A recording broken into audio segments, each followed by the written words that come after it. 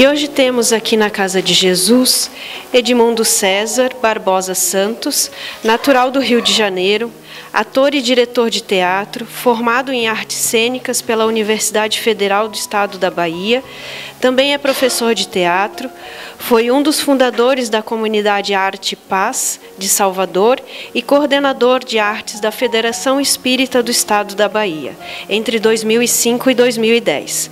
É associado fundador da Arbrarte, Associação Brasileira de Artistas Espíritas, tendo sido seu primeiro vice-presidente e atualmente é presidente. Autor dos livros Círculo de Estudos, Arte e Espiritismo, 1000 Dicas de Teatro Espírita e coautor Arte no Centro Espírita, Planejamento e Prática. Edmundo, sinta-se à vontade. Boa noite, gente. Me senti até uma pessoa importante com essa biografia toda aí. Tudo bem? Tudo bom? Eu sou natural do Rio de Janeiro, eu morei algum tempo na Bahia, né? Daí a lembrança de bons tempos lá na Federação Espírita do Estado da Bahia. Alguns 7 anos em Curitiba, agora resido lá no interior de São Paulo, mas estou aqui com vocês, né, exercitando a arte da presença, né?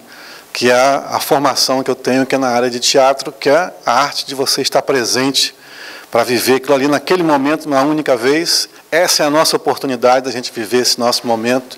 Não vai se repetir mais, mesmo que eu repita a palestra, será um outro momento. Então, uma boa noite para a gente, né? Tarde e noite, que nem você falou antes aí. Que tema diferente, né? Não sei se vocês acham, mas é meio incomum, né? Eu vim para o Centro Espírita e vamos falar sobre arte, que negócio diferente. Mas é um tema bem atual em função da realidade nossa de movimento espírita e de ser humano, né? O Hermínio Miranda, no livro Transição Planetária, da psicografia de Divaldo, conta esse instante que todo o planeta passa de transição, né? Para aqueles que já estão estudando o Espiritismo, Kardec faz uma classificação didática, né, de planeta de provas e expiações, né, para planeta de regeneração. E esse é um instante de transição que a gente passa, e o Hermínio vai dizer que, em função desse instante, muitos espíritos reencarnarão, como já estão reencarnados e continuam num processo que demora alguns anos. E ele usa uma imagem assim como as ondas do mar vão e vêm na areia, né? Vão e vêm incessantemente, também acontecerão essas reencarnações de espíritos para influenciarem todas as áreas do conhecimento humano, tendendo a espiritualizá-las, inclusive a área das artes, né? E isso tem acontecido também no nosso movimento, daí esse tema, em função, aproveitando a nossa atividade que vai ser feita amanhã, especificamente, eu não sei se vocês vão divulgar ainda, não vão falar, se eles podem vir, se não podem. Realmente agora me precipitei. Pode vir? Amanhã, a partir das 3 horas, a gente vamos ficar algumas horas aqui contemplando, com algumas participações de grupos artísticos e estudando mais esse assunto mais aprofundadamente. Quanto é a entrada? Entrada franca, pode vir à vontade. Pois a arte às vezes é colocada de uma forma, né, como se fosse algo distante da gente, né? Vocês sentem isso? Talvez possa ter um outro professor de arte aqui, alguém ligado à área, não vai sentir isso, mas às vezes é colocado como uma coisa distante, muito reservada, né? Às vezes nem dá para entender muito bem o que a gente... O povo diz que é arte, a gente fica meio assim, que isso aí é arte, não é? Outras coisas são simples de se constatar, mas se a gente for procurar a definição de arte, ela é muito difícil de ser realizada, porque a arte ela muda com o tempo. O que você pode achar hoje um produto artístico, num determinado momento da história não era, ou o contrário, e ela é muito influenciada pela própria comunidade, pelo povo, por um país, por uma região, né? Então, mesmo na atualidade, em diferentes regiões do planeta, algumas coisas são consideradas objetos de arte, para outros povos não. Então, a definição, mesmo acadêmica, ela é muito restritiva, muito difícil de ser alcançada. Alguns usam, para simplificar, a expressão do sentimento do artista, ou a expressão do sentimento humano, a arte, né? E o que eu vou colocar para vocês aqui é alguns pontos de vista da espiritualidade, né, o ponto de vista de Kardec a respeito disso, e tomara que seja bacana para vocês essa viagem, como para mim é.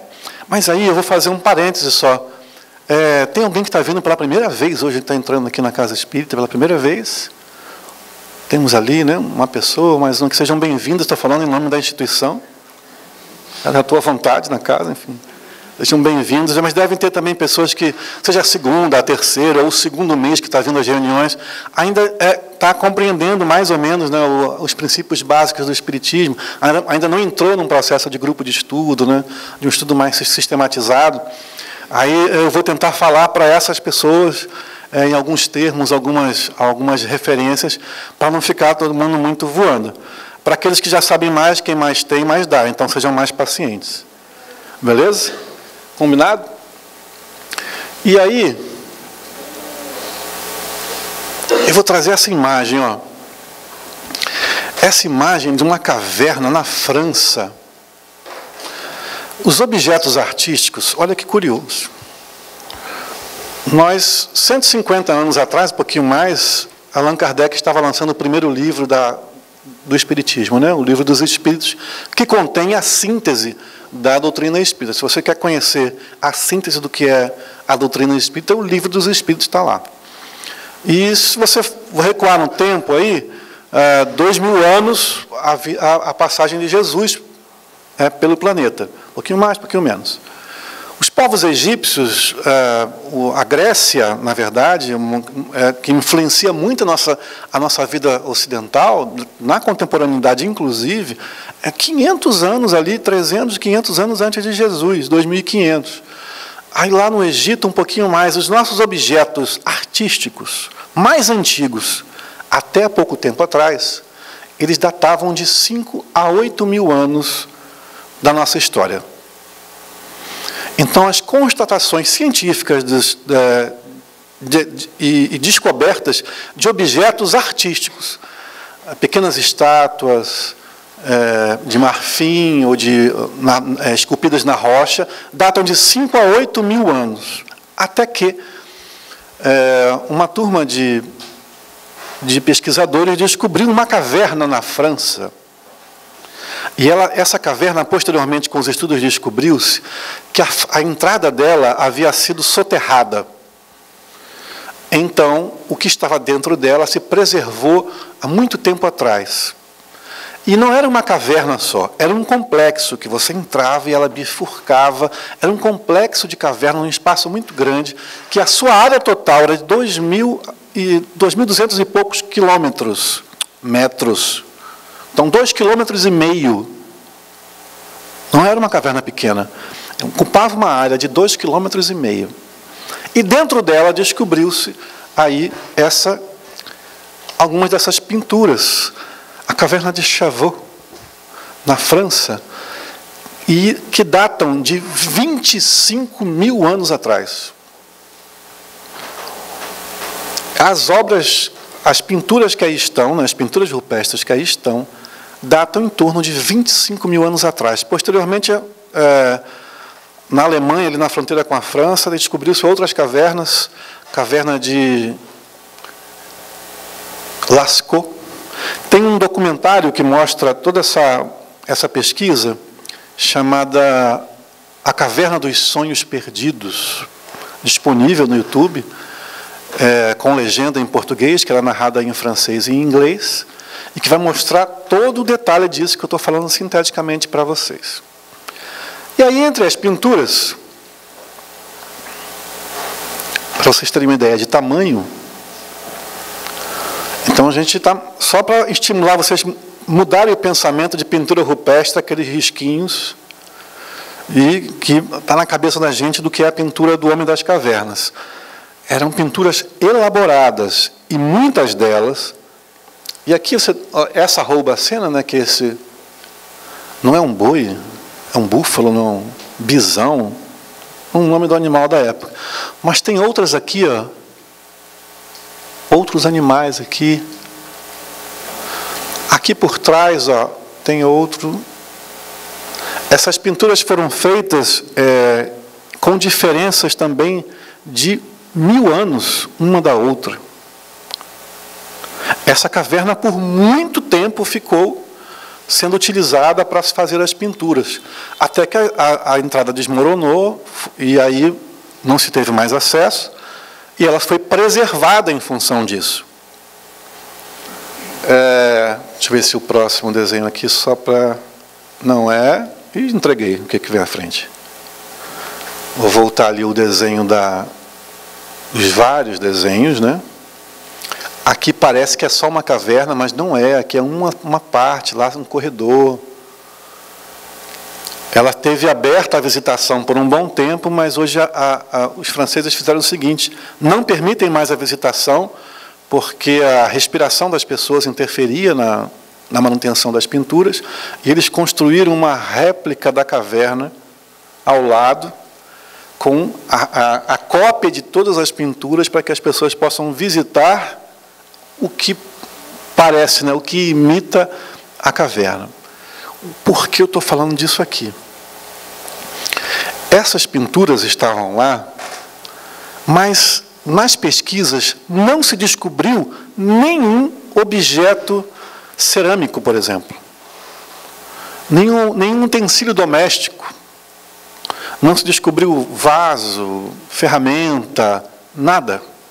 Apenas restos, ossos de animais, que provavelmente entraram e morreram ali. Não haviam ossos humanos. E não haviam utensílios domésticos. Essa caverna não era utilizada para morar. Então, não é que lá, nós, quando no tempo das cavernas, lá, esses espíritos daquela época encarnados, estavam lá morando, e deixa eu pintar aqui a parede para ficar bonita. Não. Eles não moravam ali. Esta caverna era um objeto de visitação. Era um museu? Não. Também se descobriu, por exemplo, restos de carvão colocados em círculo com o crânio de um urso da época, em cima de uma pequena rocha, que olhava para a entrada da caverna, quase como ameaçando você que chegava. Então, deduziu-se que aquilo era um ritual mágico, espiritual. Eles utilizavam aquilo como algo transcendente. Algumas das pinturas, e aí vão me desculpar que eu não trouxe especificamente que é essa que eu vou dizer, mas tem assim, ó, os cascos dos cavalos, são cavalos desenhados, e um cavalo atrás do outro. E os pesquisadores descobriram que, dependendo do ângulo que você olha, do tipo de iluminação que você propõe, não para uma fotografia, mas com uma tocha, que provavelmente eles usavam, né, que essa luz que não é constante, né, ela tem um movimento. Quando você passa essa luz pela imagem, assim pela frente, é como se o cavalo se deslocasse. É quase um cinema. Quadros de uma fotografia, como se o cavalo estivesse correndo, se movimentasse. E a crina do cavalo está pintada de uma forma que ela dá essa ideia do movimento. Então, essa caverna era um ambiente de se ir para ver. Não era um lugar que se morava e se pintava. Essa foi a grande contribuição que esse conjunto de cavernas trouxe. Na caverna lá de Lascaux, não vou conseguir falar com o sotaque alemão, nem o francês, eles já encontraram diferente, eles não encontraram pinturas. Eles só encontraram cerâmicas, restos, né, evidentemente, de objetos. E entre os objetos, o curioso é um osso, tem um nome que eu não vou me recordar, daquele osso que segura a asa do pássaro, né? Tem o osso principal, como se fosse um braço nosso, né? E tem pequenos ossos assim que para segurar ali a pele do pássaro da asa, né? Esse osso tem um nome específico, e esse osso do pássaro, alguns desses ossos estavam perfurados. Na verdade, eles tinham cortado o osso no meio, feito o furo, depois juntado os ossos. Tudo isso está nesse documentário que eu indico vocês assistirem. E estava furado o osso, como se fosse esse microfone, com furos. E, evidentemente, o que um pesquisador fez? Assoprou esse osso, né? E saiu som. Aí ele lembrou uma flauta. O que ele fez? Tampou, liberou um, liberou outro, e descobriu que isso produzia música na escala diatônica, na mesma escala que nós usamos hoje. No documentário, o pesquisador pega esse osso e toca o hino nacional americano, com um instrumento construído 20 mil anos atrás. Por que isso? Porque esse homem da caverna, ao invés de estar preocupado em caçar mamute, estava produzindo flauta, produzindo pintura, cinema. Vamos sair da nossa visão de hoje, né? Eles estavam expressando o sentimento deles, porque a expressão artística está na natureza do espírito. E quem estava lá era um espírito, como nós somos hoje, de posse de um corpo. Então, um espírito reencarnado, porque já tivemos outros, mas encarnado, aí questão só de termo. Então, esses homens das cavernas, ou a nossa civilização pré-histórica, era formada por espíritos, como nós, utilizando um corpo, habitando o nosso planeta. E a expressão da sensibilidade, a relação com a beleza, estava com eles também, como está conosco. Aí, para alimentar a nossa conversa, eu vou trazer esse nosso amigo aqui, Emmanuel, autor do livro O Consolador. O livro Consolador provavelmente tem aí na biblioteca, na livraria. Tem biblioteca no centro? Tem na biblioteca. O livro Consolador, ele é formado de perguntas e respostas também, como o livro dos Espíritos também é formado por perguntas e respostas. Mas as perguntas do livro Consolador foram feitas pelos participantes do Centro Espírita Tomás Gonzaga, se não me engano, em Minas Gerais, à época do começo do século passado, da psicografia de Chico Xavier. Então, foram feitas pelos participantes para que Emmanuel respondesse. Quem era Emmanuel? Emmanuel, um espírito desencarnado, ou seja, sem um corpo físico, que era simplesmente o coordenador, o orientador, o espírito próximo a Francisco Cândido Xavier. Aí a maioria deve ter assistido lá o filme Chico Xavier, né, que traz a biografia dele, e aí vocês vão ver lá o Emmanuel fazendo esse processo de orientação do Chico. E Emmanuel, então, responde nesse livro a diversas perguntas, e tem um momento que ele fala sobre arte. E o curioso é que ele tem um momento no livro que ele fala de cultura. Ele não responde sobre arte. Quem organizou os capítulos do livro foi o Espírito. As perguntas foram feitas pelos participantes do Centro Espírita. Quem determinou que perguntas iam ficar em qual capítulo foi o Emmanuel. Isso tudo está na introdução do livro O Consolador. E ele coloca as perguntas de arte ligado no capítulo Sentimento. Quando ele vai falar de sentimento, ele coloca as perguntas e as respostas relacionadas à arte. Porque a arte usa como material principal a emoção, a relação com o belo, o sentimento do artista. Ali ele se enquadrou esse conteúdo. E ele traz a definição dele de arte. Eu comecei aqui falando o quanto é difícil fazer essa definição, porque a arte tem um conceito variável, variável com o tempo, variável com a abordagem da comunidade onde ela está inserida. E Emmanuel traz uma reflexão baseada no ponto de vista espiritual, nas leis divinas. E ele vai colocar que a arte pura é a mais elevada contemplação espiritual por parte das criaturas. A pausa, assim, não só para mexer no fio, mas para que vocês não cansem da minha voz. Por que ele usa arte pura? Porque existe uma arte impura. Na verdade, ele quis dizer, em essência, em sua pureza, na sua sutileza, na sua fundamentação, no princípio de tudo, a arte é a mais elevada contemplação espiritual por parte das criaturas. Eu destaquei o contemplação, porque o verbo contemplar, ele é mais do que ver. Coitada dela, eu vou para lá e para cá, se ele ficar mexendo na câmera atrás de mim, né? Deixa eu vir para cá, então. É mais do que ver, é mais do que assistir. Contemplar é aquela fase que você está vendo e aquilo te toma a alma. Essa é a minha definição, não é do dicionário. É aquele momento que você olha para dentro de si e se relaciona com aquilo. Uma coisa é você olhar o pôr do sol, assistir o pôr do sol.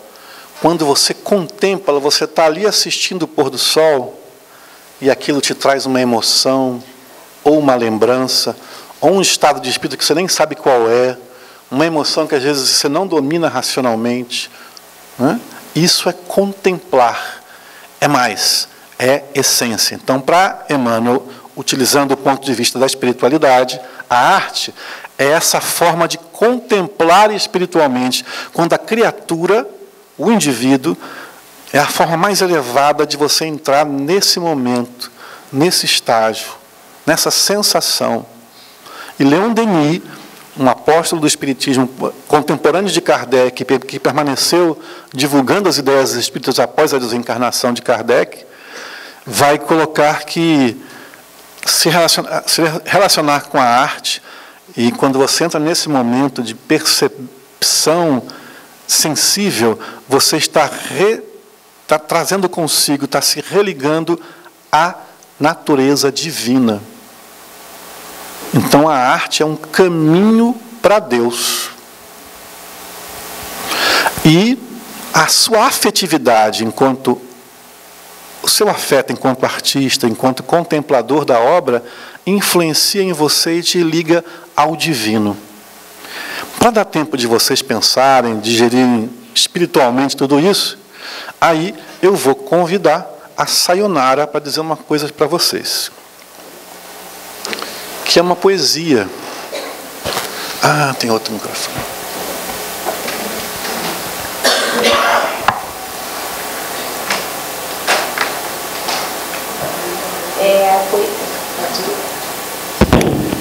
Poesia Afeições, da obra Maria Dolores Francisco Cândido Xavier. Se pretendes conquistar a bênção do amor na vida, não prendas, alma querida, o coração de ninguém. O amor é assim, qual o rio, que tanta grandeza encerra, ele, o irmão, a irmã e a terra, unidos fazendo bem. Se a terra prendesse o rio, ei-lo pântano perfeito. Se o rio largasse o leito, eis o deserto a reinar. Mas se um apoia o outro, trabalhando livremente, forma uma grande corrente que se renova no mar. Nessa linha, as afeições sobre o respeito profundo que devemos dar ao mundo, aos que amamos, teus, meus, são sempre o amor sem mudança, em constante primavera, a luz divina que espera, mais luz nas luzes de Deus. Essa é uma poesia de Maria Dolores, um espírito, através da mediunidade de Chico Xavier. Para quem está anotando, tem uma palestra da expositora Anete Guimarães chamada A Força do Pensamento, em que ela vai abordar cientificamente por que Chico Xavier produziu poesias com a sua mediunidade. E ela vai lembrar, vai abordar, ela é neurologista, vai abordar sobre o mal de Alzheimer, como ele desenvolve no cérebro, e como as informações são guardadas nos lóbulos cerebrais. E na poesia ela vai dizer, o cérebro não compreende muito bem, é uma forma alegórica de dizer, o cérebro fica em dúvida se a poesia, isso que ela fez, ela contou uma história ou ela cantou uma música. Porque tem um ritmo, tem uma pulsação, mas tem uma história, tem um... E aí onde é que eu guardo essa informação? Porque se for uma história que ela está contando, vai para um lóbulo do cérebro. Se for uma música, vai para outro lugar. o cérebro não sabe muito bem o que fazer, na verdade, é uma forma dela expressar. O que ele faz, ele constrói um novo caminho. Então, ele produz uma nova sinapse, uma nova relação com os neurônios no cérebro, no tecido cerebral. Então, falar poesia, ler poesia, ouvir poesia, produz esse resultado, segundo lá as pesquisas da exposição da Nete Guimarães. Você pode ver toda a palestra bem mais interessante do que eu estou falando, A Força do Pensamento, a Nete Guimarães.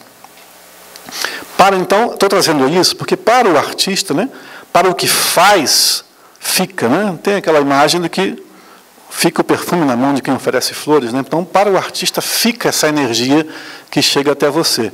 E chega até você, ele produz alguma influência, ele muda a sua vibração, o seu semblante. André Luiz, um outro espírito, autor de Nosso Lar, ele vai dizer que um quadro que você contempla, um conselho que você ouve, uma apresentação artística, são agentes indutores do pensamento. Você pode induzir no outro pensamento através da produção artística.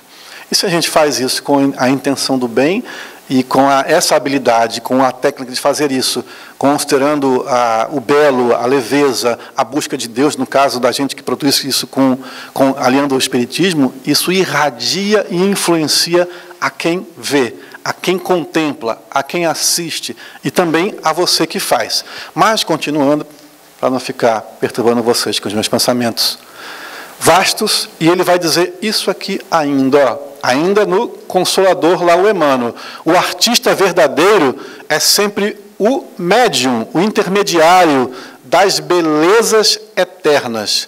E o seu trabalho em todos os tempos da história foi tanger, foi tocar as cordas mais sensíveis do sentimento humano, alçando-o da terra para o infinito, o sentimento humano, e abrindo em todos os caminhos a ânsia dos corações para Deus, nas suas manifestações supremas de beleza, de sabedoria, de paz e de amor. Essa é a visão espiritual do trabalho do artista. Né? E ele não está falando do artista espírita, está falando do artista. O intermediário das belezas eternas. Quais são as belezas eternas?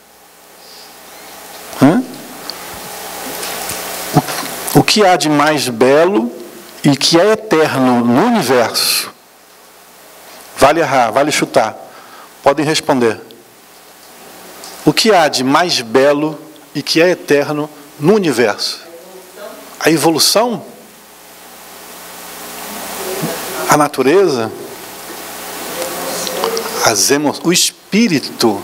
O espírito foi criado, né? Por Deus, né? Sentimento, o que há, que é eterno, sempre existiu e tem toda a beleza? Deus. Todo o restante está muito perto, só que vocês falaram, né? Só que foi criação, né? Mas Deus não. Porque senão quem criou Deus é que é o Deus, né? Enfim, primeira pergunta do Livro dos Espíritos. Que é Deus? Né? Essa é a primeira pergunta. Qual é a pergunta 625? É a pergunta que tem a menor resposta do Livro dos Espíritos. Qual o nosso guia e modelo? Jesus, questão 625. 313? Não sei, essa também não sei. Esse é o ponto de vista de Emmanuel. Vamos lá, para acabar. O povo já não gosta. Não... Aí tem, eu estou trazendo para vocês, essa é a versão original, essa é a versão contemporânea da Revista Espírita. O que é a Revista Espírita? A Revista Espírita, aqui, 1858, em Paris, publicação de Allan Kardec. Ele criou um periódico, como tem as revistas hoje, Veja, super interessante, né?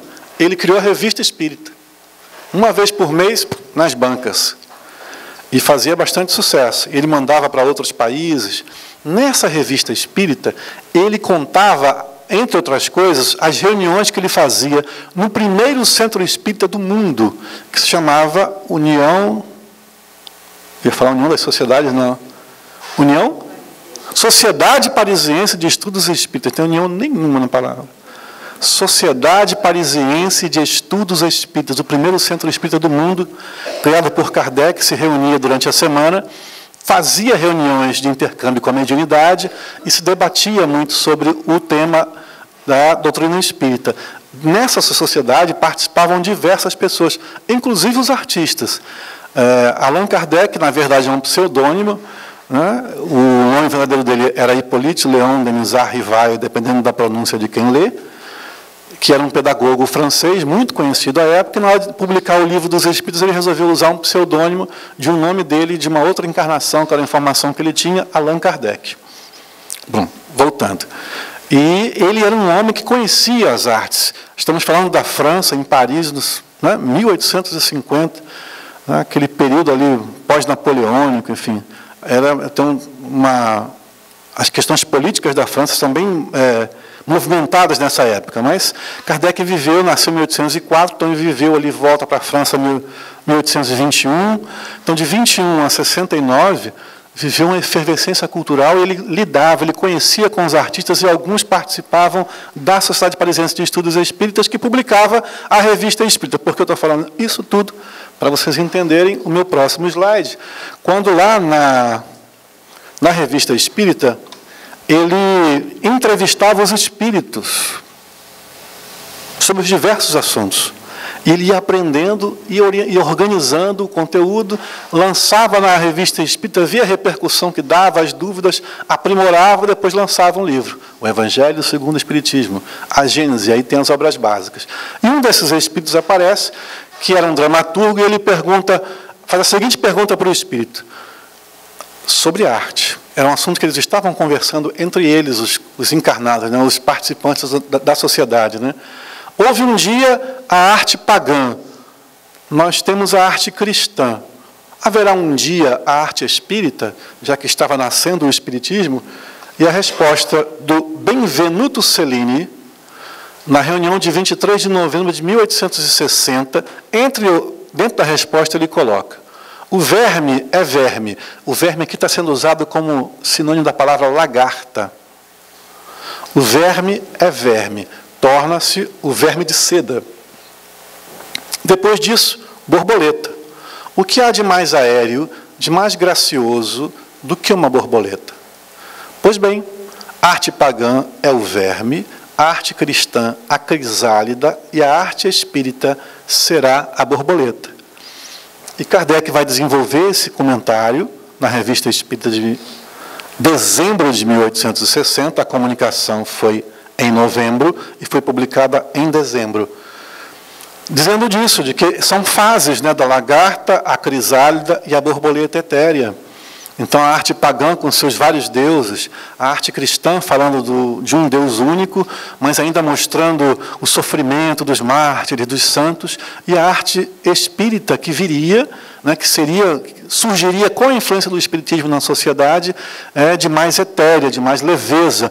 Não mais a mãe que chorava a perda do filho, mas a mãe consolada, sabendo que a morte não existe e que eles vão se reencontrar após esse momento de transição. Se é o caso de alguma mãe, eu não quis falar para você diretamente, mas estou dizendo agora. Tá bom? A possibilidade da vida após a morte, transformando as nossas emoções, e aquilo que parece perda, a dor da saudade presente, mas a certeza do reencontro. E a possibilidade do reencontro também e do intercâmbio agora, durante o sono, que é um instante em que o espírito momentaneamente se afasta do corpo e interage com o mundo espiritual. O Livro dos Espíritos lá tem uma parte só sobre os sonhos e o sono. Aproveite, quem não leu ainda, para se esclarecer sobre isso. Esse é o ponto de vista de Kardec. O quanto a temática da vida após a morte, da reencarnação, da comunicabilidade com os espíritos, da existência de Deus e da compreensão dele, do quanto isso poderia influenciar a arte, e no futuro surgiria a arte espírita. Mais tarde, em 1869 ainda, ele vai falar do surgimento, do que ele considera a inauguração da arte espírita, com os quadros do pintor Auguste Monvonzan, que é trabalhador da Sociedade Parisiense de Estudos Espíritas e produz alguns quadros inspirados no Espiritismo. Isso está na Revista Espírita e na internet você encontra também mais vídeos falando sobre isso, se você quiser se aprofundar no assunto. Estou trazendo isso para dizer que a arte no Centro Espírita esteve sempre presente. Não é uma novidade de agora. Esteve sempre presente. A relação arte e espiritismo, Leon Denis, que eu falei agora há pouco, vai escrever um livro chamado Espiritismo na Arte. E aqui na instituição nós temos um grupo de estudo desse livro, que funciona que dia e que horas. Pode parecer uma propaganda, é uma propaganda. Uma vez por mês aos domingos. Datas a gente divulga sempre próximo.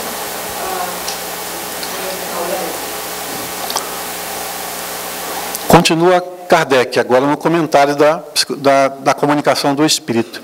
O Espiritismo abre à arte um campo novo, imenso e ainda inexplorado. E quando o artista trabalhar com convicção, como trabalharam os artistas cristãos, aurirá nessas fontes as mais sublimes inspirações. Aqui ele estou amarrando o que eu disse agora há pouco, né, com as palavras de Kardec. E aí, antes de passar para esse livro, nós temos mais uma poesia que faz bem para o cérebro. Aí a Juliana vai nos ajudar.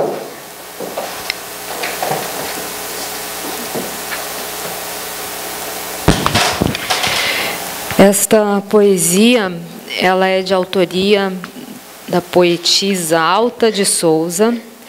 Ela está no livro Parnaso de Além Túmulo, na psicografia do Francisco Cândido Xavier. E o nome desta poesia é O Senhor Vem. E eis que ele chega sempre de mansinho. Haja sol, faça frio ou tempestade, veste o manto do amor e da verdade, e percorre o silêncio do caminho. Vem ao nosso amargoso torvelinho, traz as sombras da vida à claridade, e os próprios sofrimentos da impiedade são as bênçãos de luz do seu carinho. Como o sol que dá vida sem alarde, vem o Senhor que nunca chega tarde e protege a miséria mais sombria. Ele chega e o amor se perpetua. É por isso que o homem continua, ressurgindo da treva a cada dia. Parnaso de Além Túmulo foi o primeiro livro escrito ou psicografado por Chico Xavier. O primeiro livro que Chico Xavier lança e é conhecido e apresentado à sociedade como médium é um livro de poesias. E faltam 8 minutos para eu terminar. Não durma, não. Senão, deixa para lá. Aí eu vou falar desse livro, Nosso Lar. Quem não leu, é mais fácil. Quem não leu Nosso Lar? Um rapaz lá, mais um aqui, 3, 4. Deve ter mais alguns escondidos que não levantaram a mão, outros que eu não vi. Então, apenas 2% aqui não leu Nosso Lar, então já conhece essa história, vai ter que ouvir, porque eu botei no slide, eu tenho que contar. Nosso Lar, né, fala da história da chegada de André Luiz no mundo espiritual, passa 8 anos na região inferior que ele batizou de umbral, né, comendo lama, sendo maltratado pelos outros espíritos, sofrendo, até que no momento de muita angústia, ele se liga a Deus através da prece, e aí sim ele pode ser retirado, porque protegido ele teve o tempo todo enquanto esteve lá, mas pode ser retirado daquela vibração elevada para uma cidade espiritual chamada Nosso Lar. Lá na enfermaria, ele conhece um enfermeiro chamado, um enfermeiro amigo dele, todo mundo falou que leu. Aí eu vou dizer, Lísias. Ah, é verdade. Né? Lísias, o nome dele, que dá as primeiras explicações, ele é deslumbrado com aquilo que está acontecendo.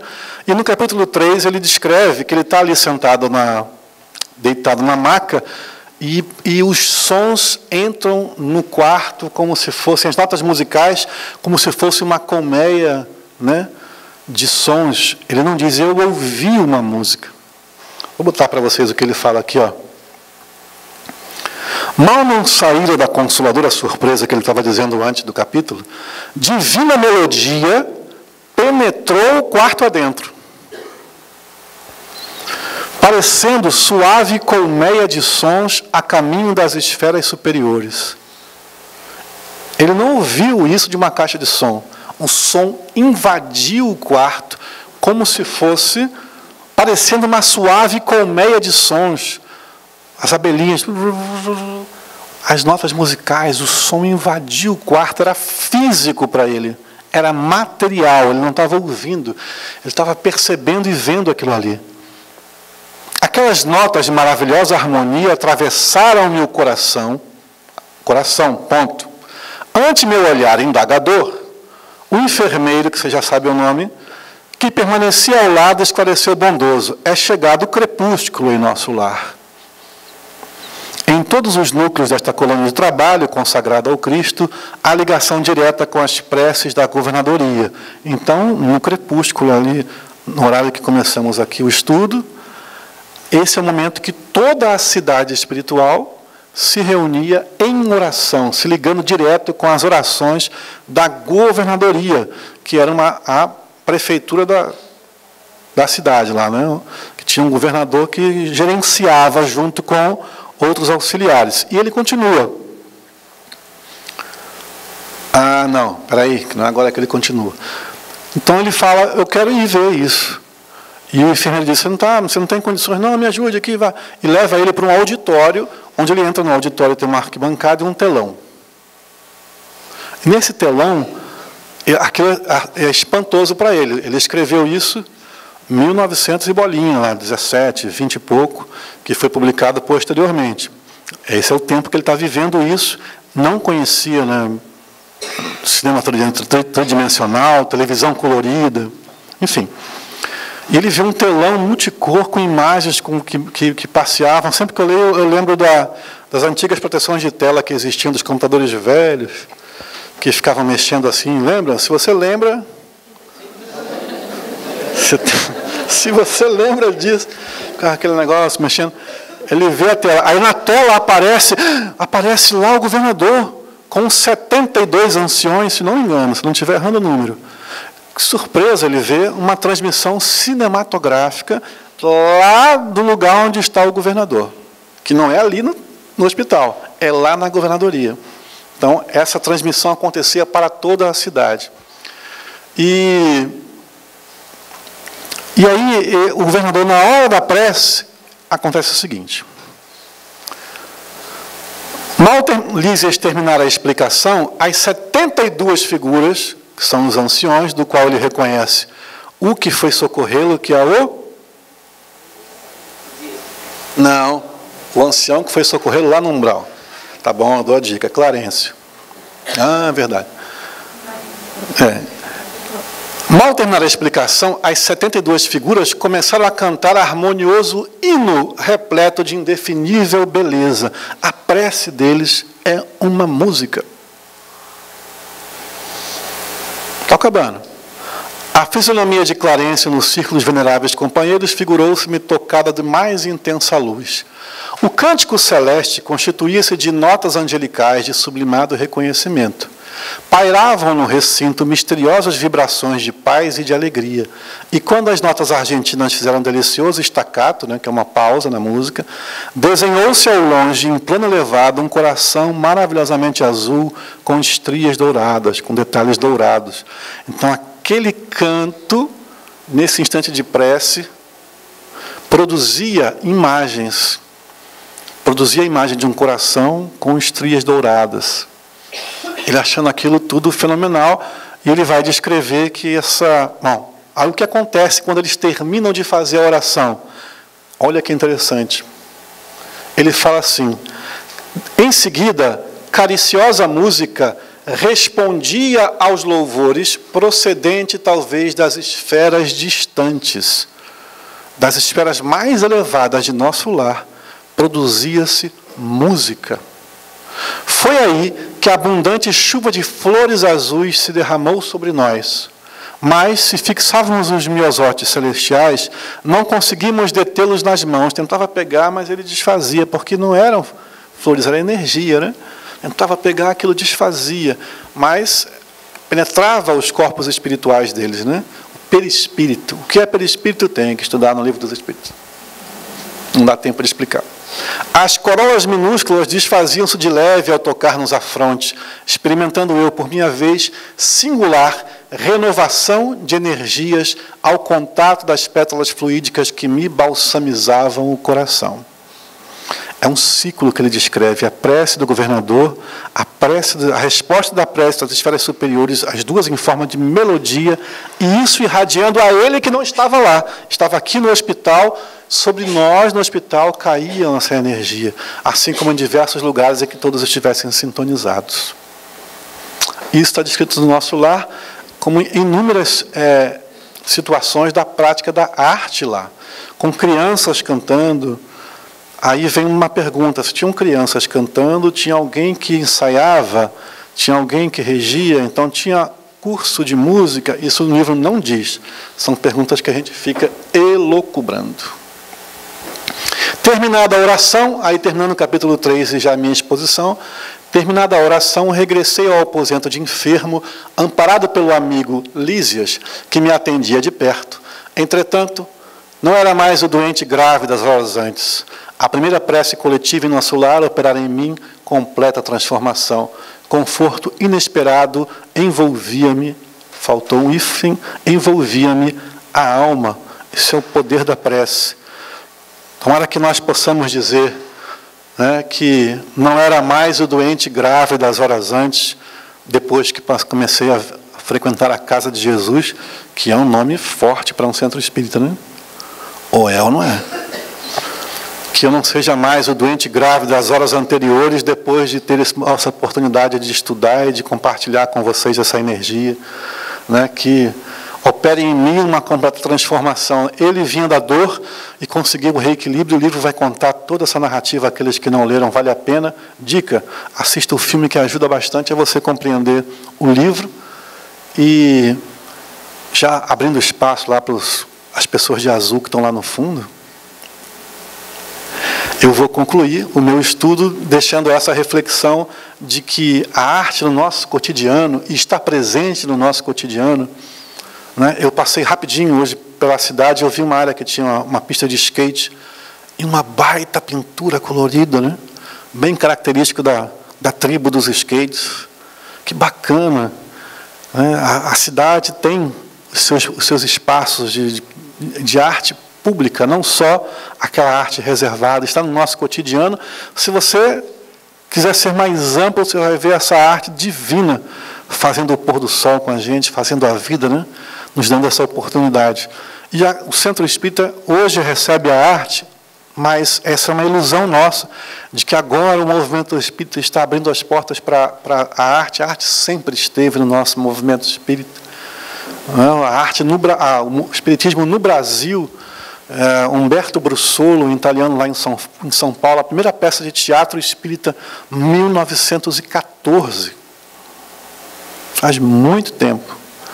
Mais de 100 anos já tem esse movimento, e a gente está fazendo parte. Hoje estou na coordenação de uma associação que às vezes é estranho até dizer, Associação Brasileira de Artistas Espíritas. Olha que interessante, que a gente produzindo conhecimento, pesquisa, oportunizando material de trabalho para os centros espíritas, né? Nesse desafio nosso de aliar as duas coisas, né? Arte e espiritismo, às vezes com um viés acadêmico de pesquisa, às vezes com um viés mais simples de estímulo a que surjam os pequenos grupos nas casas espíritas, que a gente possa sempre mobilizar essa energia que André descreve com a prece, através da arte também. Muito obrigado, espero que tenha sido útil para vocês. Bom? Nós é que agradecemos, Edmundo, pela exposição e estudo dessa noite. E agora teremos a apresentação do grupo coral da Casa de Jesus, Arte e Encanto, pelo Dia dos Pais. Agradecemos a presença de todos e, após a apresentação do grupo, teremos o serviço de passes. Quem quiser tomar o passe, aguarde sentados em suas cadeiras, que serão encaminhados. E quem não quiser tomar o passe, quem estiver se sentindo bem, após a apresentação do coral, pode se dirigir à saída em silêncio. Um bom final de semana a todos e um feliz Dia dos Pais para quem é pai. E agora, a apresentação do nosso coral. Boa noite. Este é o Coral Espírita Luz em Canto, que foi criado com o objetivo, com a finalidade de usar a música e o canto de forma especial para divulgar a mensagem espírita cristã. Hoje trazemos nossa singela homenagem aos pais. Lembrando que Dia dos Pais, Dia das Mães, Dia dos Filhos, há que ser todos os dias. Mas que para isto se faz necessário, preciso esforço, presença, paciência, doação, amor, muito, muito amor. Amanhã, a maioria dos pais estará vivendo a alegria de ter ao seu lado os seus filhos. Mas alguns pais e alguns filhos viverão a dor da ausência física, a dor da saudade dos seus amados que já foram para o plano espiritual, que já voltaram para casa. Então, essa nossa primeira canção é uma homenagem a todos os pais, mas em especial a estes pais, que amanhã terão que lembrar que a morte não existe e que o amor mantém unidos todos os que se amam. Essa canção, que se chama O Anjo, é uma linda mensagem de amor que é trazida por um filho desencarnado ao seu pai e à sua mãe, que ainda estão aqui. Então, para vocês, O Anjo.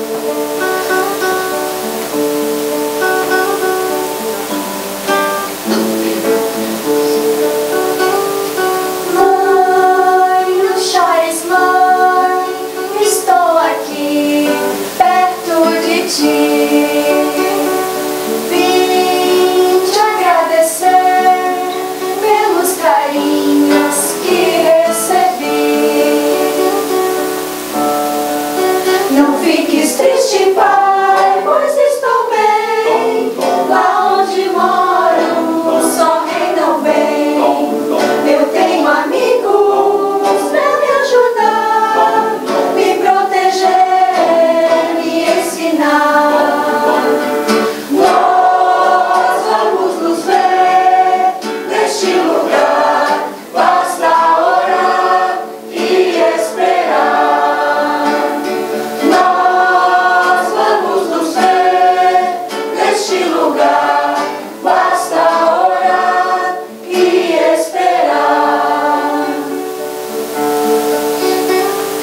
Mãe, não chores, mãe, estou aqui, perto de ti. Vim te agradecer pelos carinhos que recebi. Não fiques triste, pai, pois estou bem. Lá onde moro, só reinam bem. Eu tenho amigos pra me ajudar, me proteger, me ensinar. Nós vamos nos ver neste lugar, basta orar e esperar. Nós vamos nos ver neste lugar, basta orar e esperar. E esperar. Ser pai é presentear o espírito irmão com a chance de renascer, com a chance de crescer em espírito. Ser pai é abençoar a quem se ama com a reencarnação.